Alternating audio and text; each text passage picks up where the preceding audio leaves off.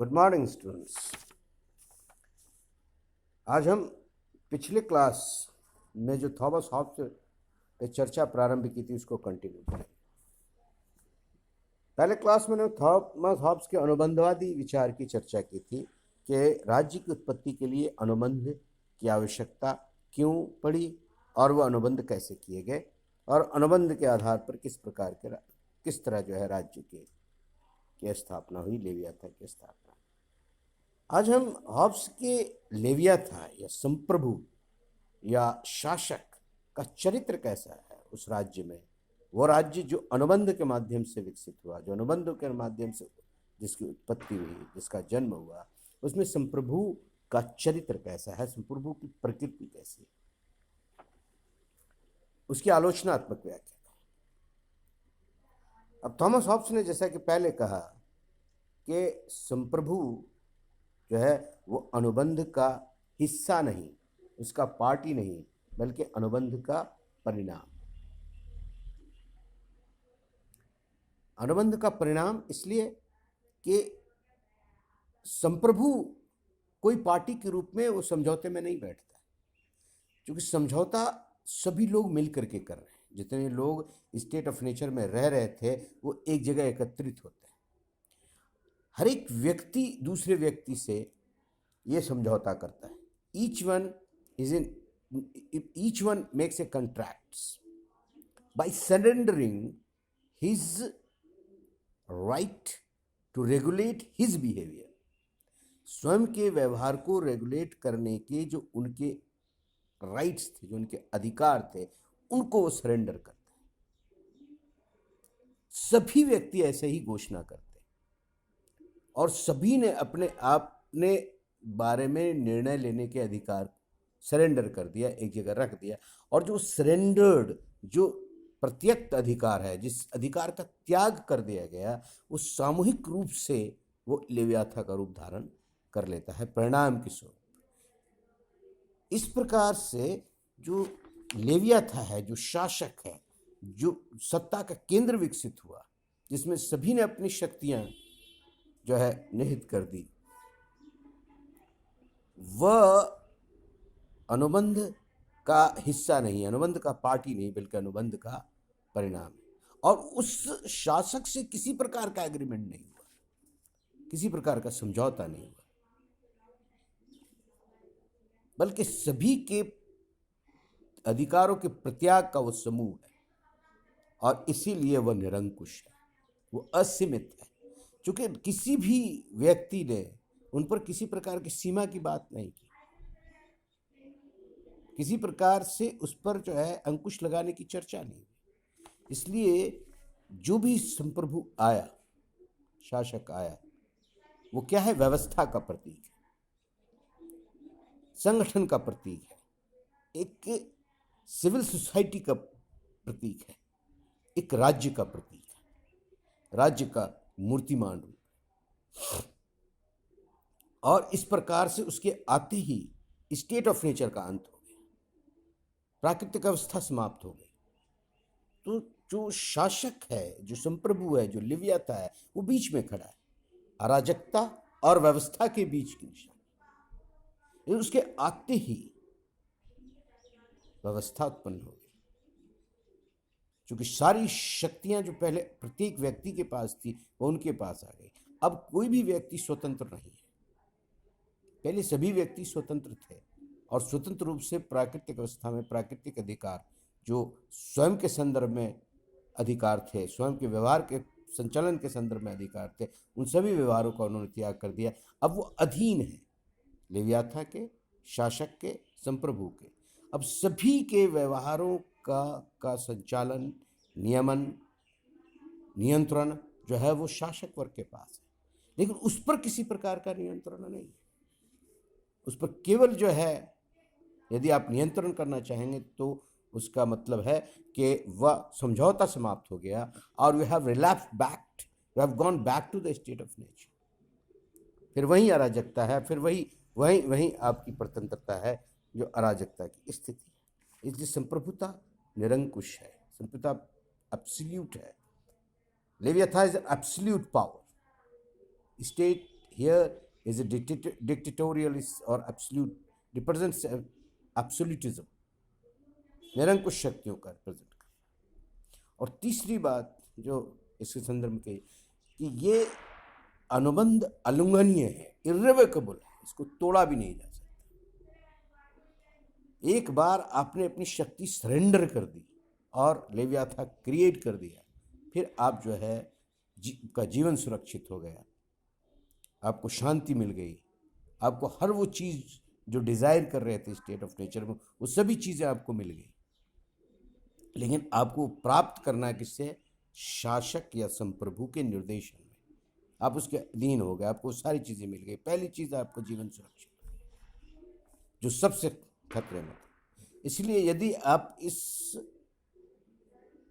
Contract का उल्लंघन करते हैं, इसको रिवोक करते हैं, तो again you jeopardise your life, you put your life at danger, your life becomes precarious. तो इसलिए अनुल्लंघनीय है, इसका उल्लंघन संभव नहीं है।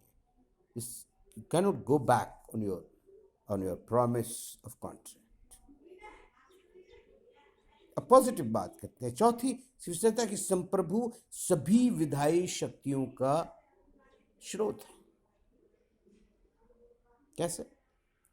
क्योंकि अब जो है प्रत्येक के व्यवहार का पर नियंत्रण है। अब संप्रभु ये कहता है कि आपको क्या करना है और क्या नहीं करना है। जो करना है वो करने योग्य है और जो नहीं करना है वो प्रतिबंधित है। तो जो करना है वो अच्छा है और जो नहीं करना है वो बुरा है, इविल है। ये कौन तय कर रहा है? अब कोई individual, there is no one who is deciding about it. It is only the Leviathan, it is the state, it is the government which is deciding about the behavior of individual living in that country. वो decide कर रहा है कि आपको क्या करना है और क्या नहीं करना है। And for that there is a law. Law is being made by the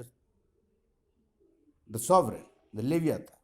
उनके द्वारा कानून बनाया जा रहा है, सभी प्रकार के कानून। आपका जो है जन्म से लेकर मृत्यु तक आपका व्यवहार किस प्रकार हो, किस परिस्थितियों में किस प्रकार का व्यवहार हो, for everything there is a law, and law is made by the sovereign or the body of the sovereign. You may call it legislature or you call it by any name. So सभी प्रकार की विधायी शक्तियां जो है वह इसमें निहित है। संप्रभु सभी नैतिक नियमों का स्रोत है। संप्रभु ही ये तय करता है कि आपको क्या करना चाहिए और क्या नहीं करना चाहिए। नैतिकता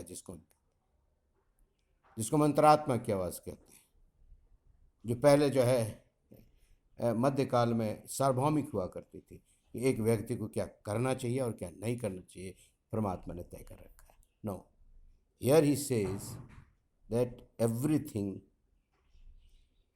which is ethical is decided by the state, by the Leviathan, by the ruler, which is absolute, जिस पर कोई नियंत्रण नहीं।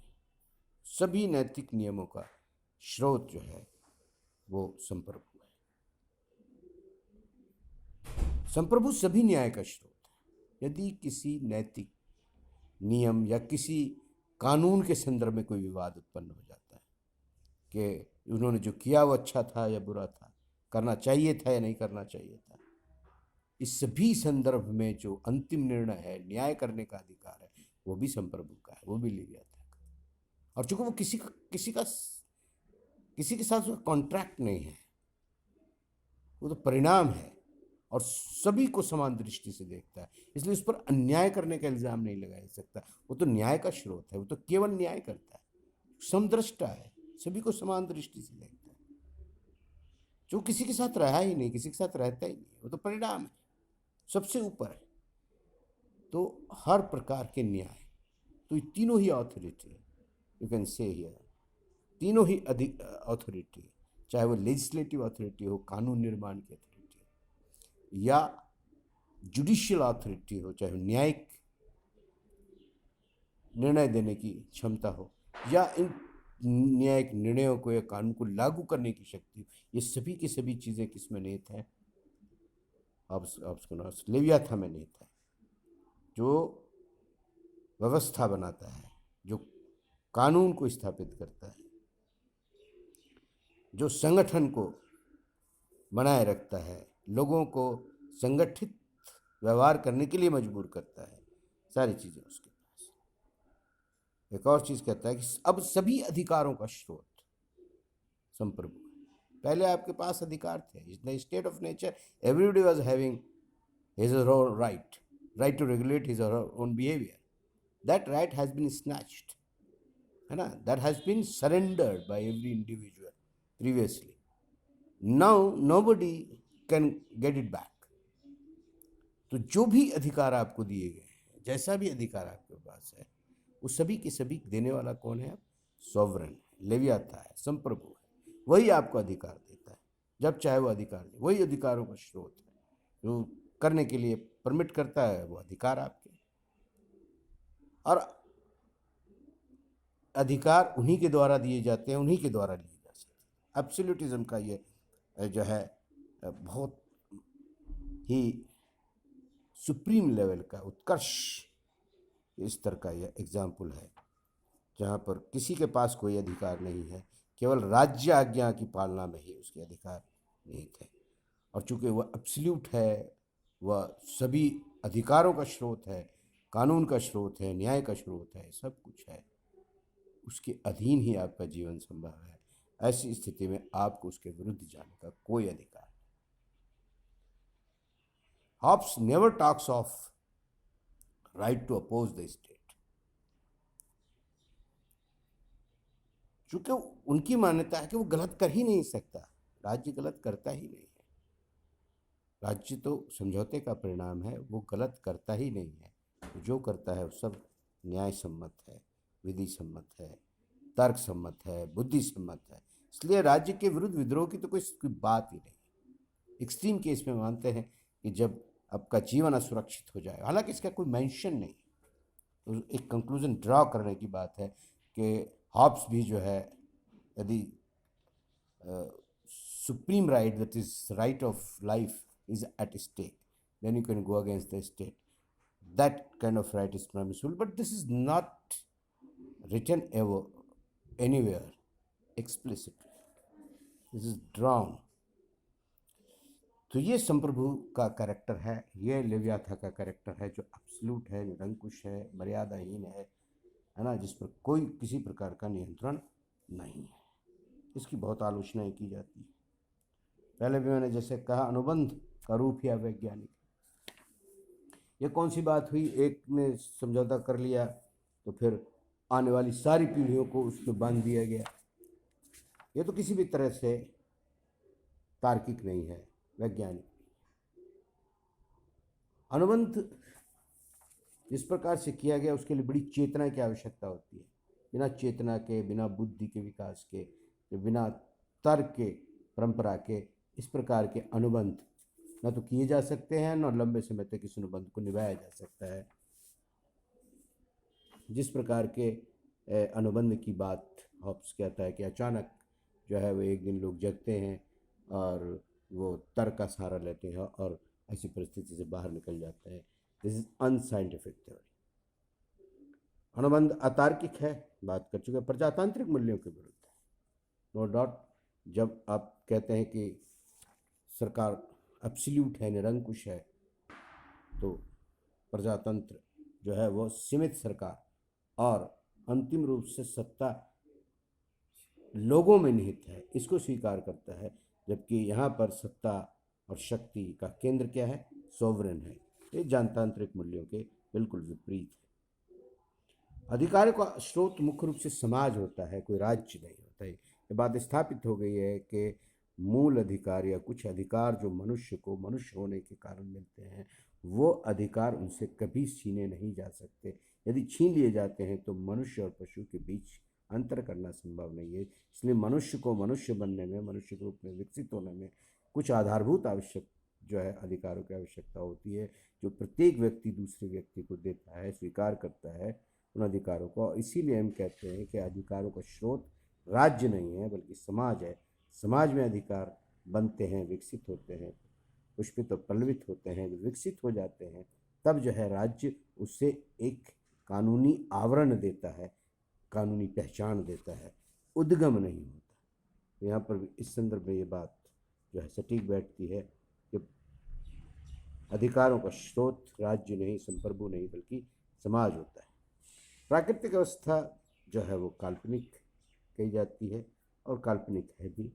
जिस तरह की अवस्था की बात उन्होंने कही, ऐसी अवस्था इतिहास में कभी जो है दिखाई नहीं देती। इतिहास में इसमें ऐसा कोई कालखंड नहीं है जो इस अवस्था से मैच करता हो। तो इसलिए ये एक काल्पनिक जो है अवस्था कही जा सकती है। लेकिन विद्वानों का कहना है कि दरअसल हॉब्स ये नहीं कह रहा था कि इतिहास में ऐसी कोई अवस्था थी जहाँ से मनुष्य ने निकलने का प्रयास किया, बल्कि वो ये कहना चाहता है कि भविष्य में भी यदि आप संप्रभु को या राज्य को, सरकार को आप उसकी जगह से हटा देते हैं तो समाज में वैसी अराजकता होगी जैसा कि उन्होंने चित्रण किया। तो संप्रभु के अभाव में, सरकार के अभाव में, निर्व्यथा के अभाव में हमारा जीवन अराजक जीवन होगा और अराजकता और व्यवस्था के बीच जो है वो सत्ता या संप्रभु खड़ा होता है। इसलिए हमें उसकी आज्ञा का पालन करना पड़ता है। निरंकुश संप्रभु अव्यवहारिक, ये एक अव्यवहारिक आइडिया है, दिस इज नॉट प्रैक्टिकेबल। और जो एब्सोल्यूट पावर है या एब्सोल्यूटिज्म है, that can never be practised. कोई भी संसार में कितना बड़ा ही राजा क्यों ना हुआ हो, वो बिल्कुल निरंकुश रहो ऐसा कोई प्रमाण नहीं। हर राजा पर बहुत सारे धर्म के, नैतिकता के, परंपराओं के, मानवता के बहुत सारे ऐसे तत्व हैं जिनका अंकुश उस पर रहता है। ऐसा कोई व्यक्ति नहीं है जो लीगली, कानूनी रूप से तो हम भले ही कह सकते हैं कि वह उस पर कोई नियंत्रण नहीं है, लेकिन व्यवहारिक रूप से हर संप्रभु पर, हर सत्ता पर जो है अंकुश होता है। इसलिए यह आइडिया इटसेल्फ इज इम्प्रैक्टिकल। तो यह थॉमस हॉब्स के द्वारा उसके संप्रभु या लेवियाथा चर्चा थी। आज इतना ही, बाकी हम अगले क्लास में बात करेंगे।